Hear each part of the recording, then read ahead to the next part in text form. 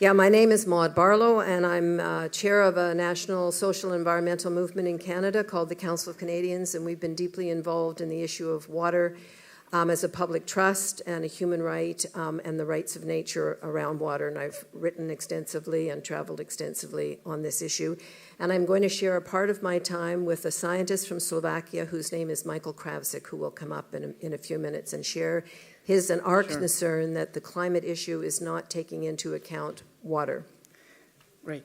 Maude, please tell us what's going on with water on the world. Well, we take water for granted as a human species, with exceptions, of course. Most indigenous communities do not.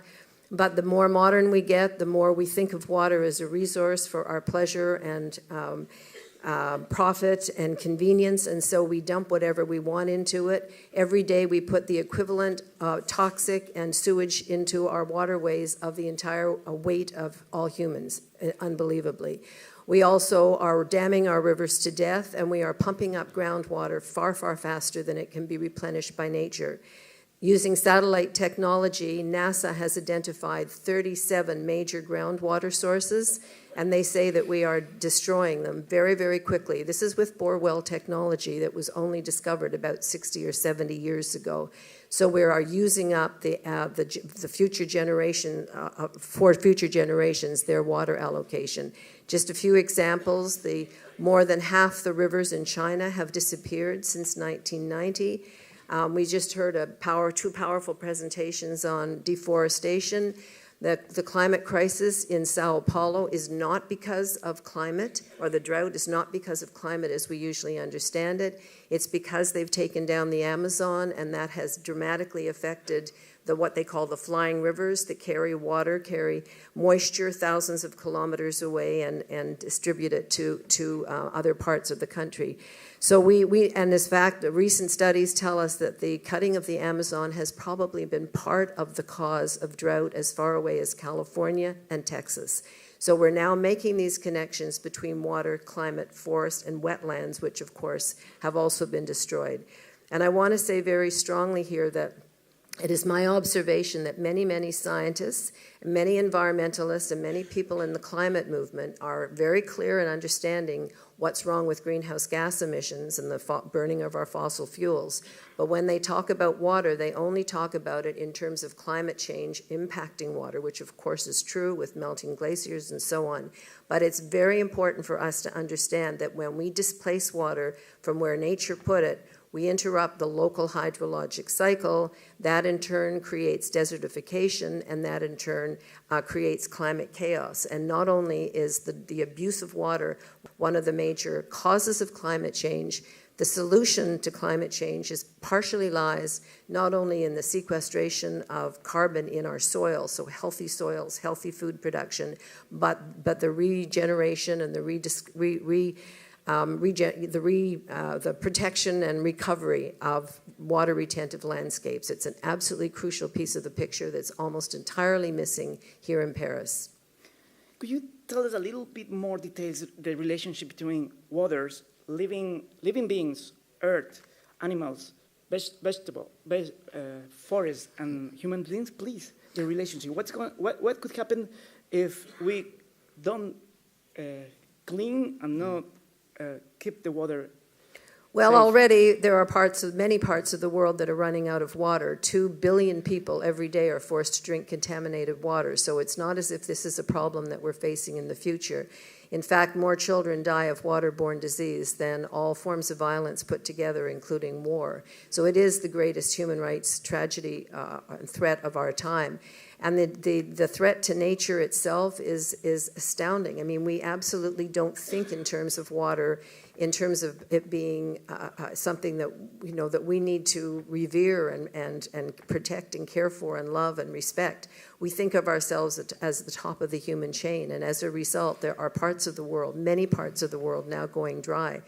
I attended yesterday a conference on megacities, and we heard presentations on the megacities of Asia and how the vast majority of them, within a few years, and already some are there, the demand for water will outstrip supply by 50%, and the environment simply will collapse because there is absolutely no way that we can continue to use tomorrow's water today. And I want to stress this. If you look at the statistics, the demand for water in our world is going straight up and the supply is going straight down, which is something we all learned as children could not happen. We all learned that there's this specific hydrologic cycle and the water can't go anywhere. But we are destroying it, and one of the ways is with massive market-based food production that not only then ships the commodities out of your watershed and out of your country, but ships the water that it took to produce those commodities, and that water is gone forever. So we are a planet in crisis. In my opinion, it is the first face of climate change. It is the major cause of refugees, and it is one of the major causes of crisis and conflict, such as places like Syria, which started as a massive drought. So it is at every single level a crisis we need to deal with now. It is a great crime against both humanity and against nature. Could you please give us some hints in order to have a solution, a real and practical solution? Yes, I call for what I call a new water ethic, where we have to ask with every policy and every practice, what is the impact on water? How would we grow food if we cared about water? Well, we wouldn't grow it with massive pesticides and pulling up groundwater and flood irrigation. We would not be growing, we would not frack if we had to ask how we're producing energy. If we asked about trade agreements, we could never sign TTIP or CETA, which is the Canada-Europe trade agreement. You could never have bilateral agreements that give corporations the right to sue governments if they bring in measures to protect their water. How would all of these policies look if we put water and protection of water, which we absolutely have to do if we're going to survive? How would it look if we put that at the center? We need to say then it needs to be based, this water ethic needs to be based on the principles of that water is a human right, that water is a public trust and must never be privatized, must never be bought, sold, traded on the open market like the financialization of nature would have us do. That water has rights too, and we have to profoundly change our human laws to reflect the laws of nature and protect water. Right now, water is just seen as a property, and the only way that we even see it legally, and the laws are never designed to protect water, they were designed to protect property, water as property. We have to change that.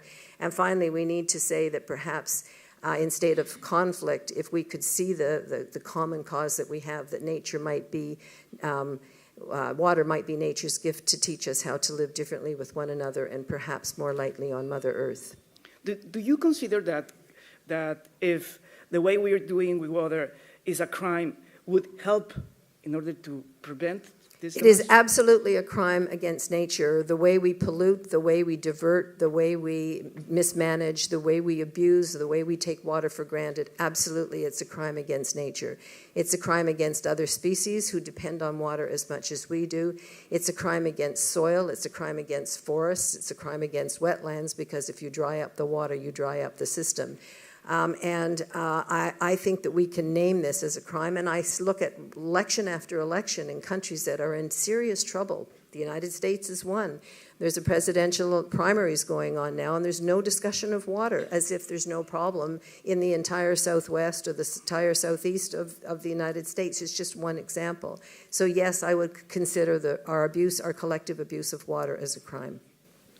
Can you characterize who are the perpetrators against the right of water as part of the living cycles of Mother Earth related to the trading mechanisms?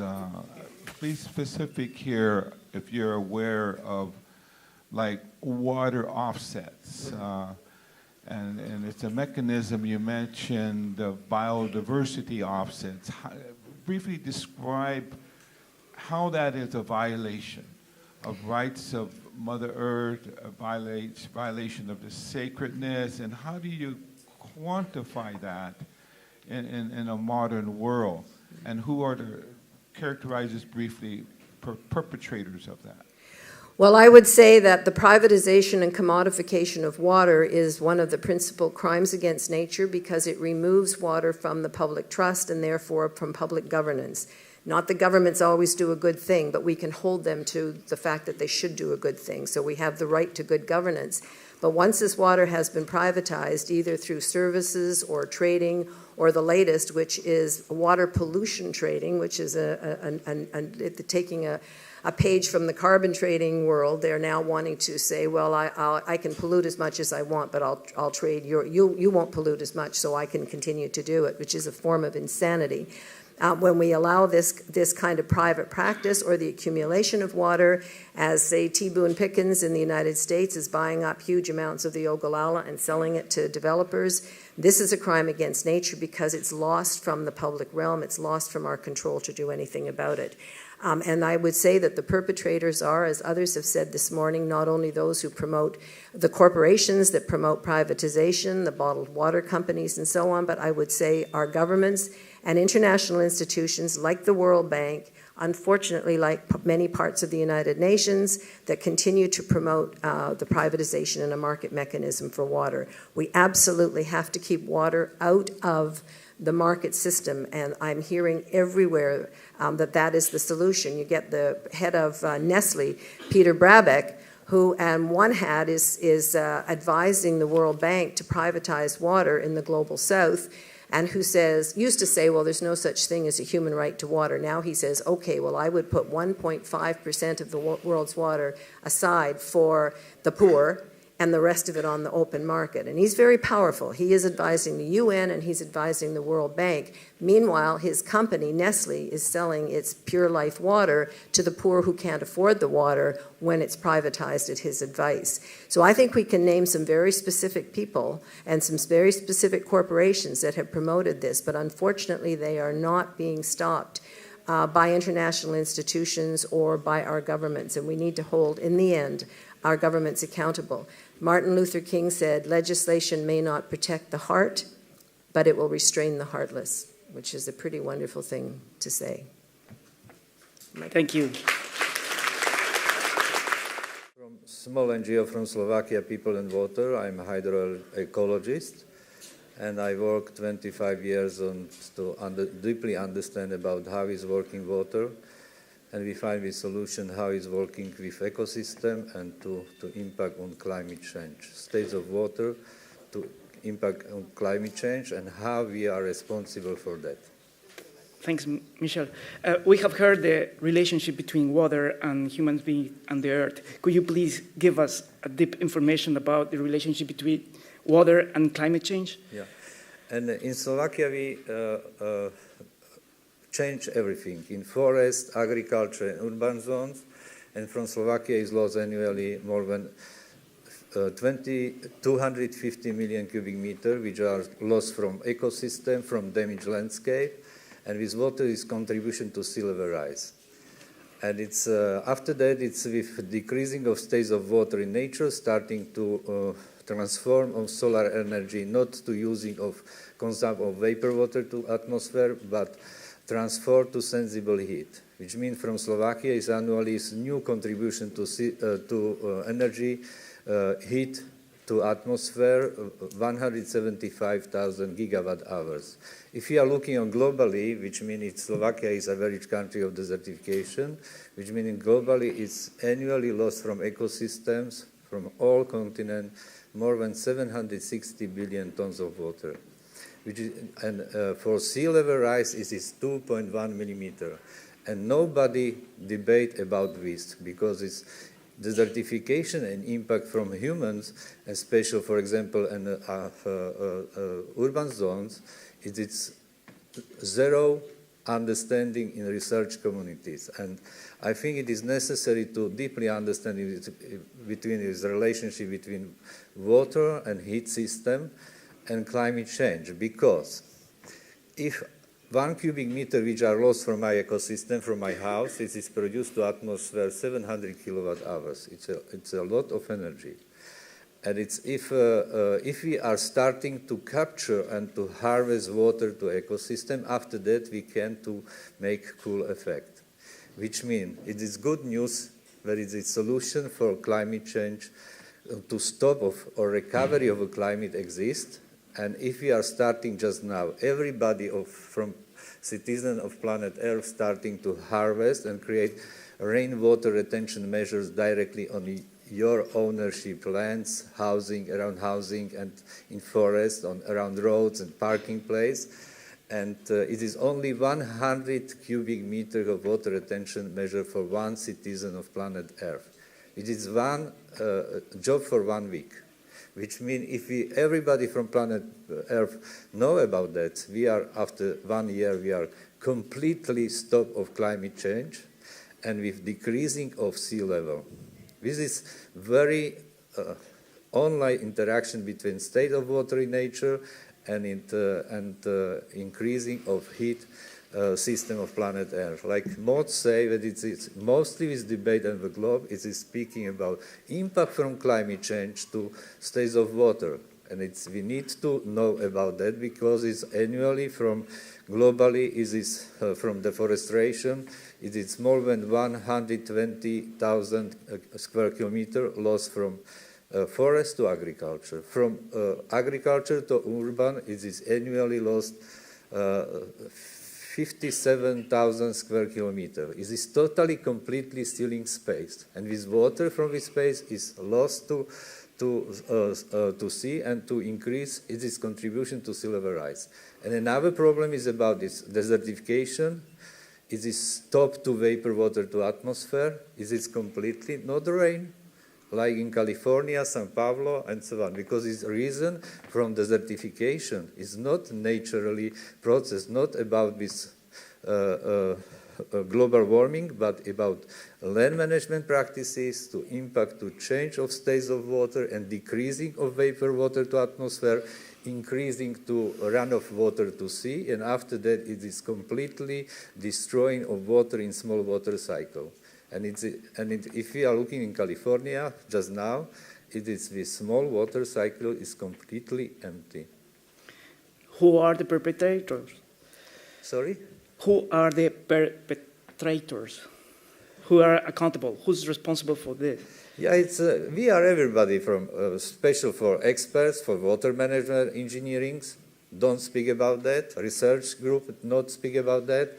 Scientists, universities, no speak about that. Civic society, sorry about that, not speak about that, because we are still thinking about this melting of ice to sea level rise. But we need to deeply understand about our individual level, about impact to stop to recovery of the climate, because we are responsible for that. And we need, if we obtain water from God, because we are accept water from sky is a gift from God, and we need, after using of this gift, to return to God. It is very simple idea starting to renovate the whole system of planet Earth. Thank you so much, Michal. Thank you for listening to me.